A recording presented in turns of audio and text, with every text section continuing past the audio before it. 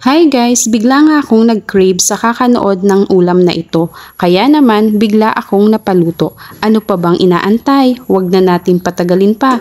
Tara, panoorin mo akong magluto ng napakasarap na chicken pastil.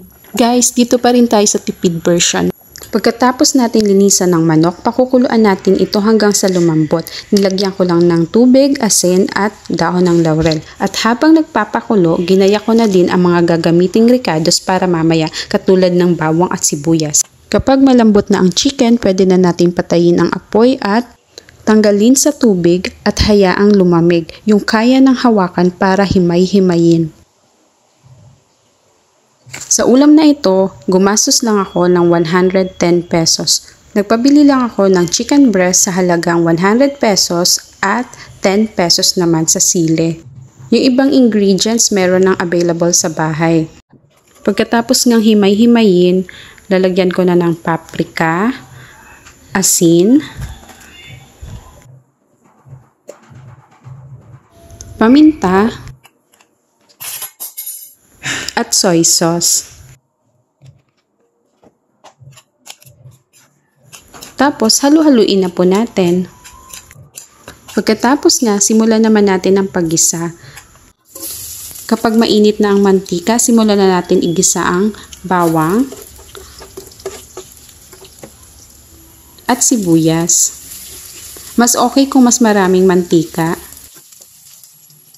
At ilagay na rin natin itong prepare natin kaninang chicken.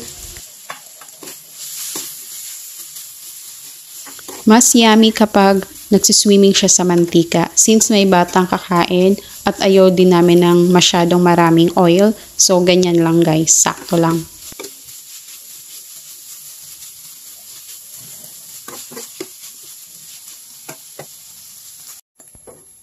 So, ito guys, luto na. Nag-set aside na ako para kay Yoy. Parang kaunti lang siya tignan guys, pero lunch and dinner sold na kami.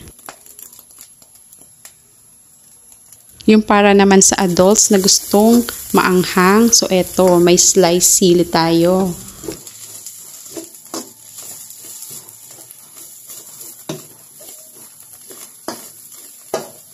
Actually guys, first time ko magluto neto, pero grabe, masarap siya.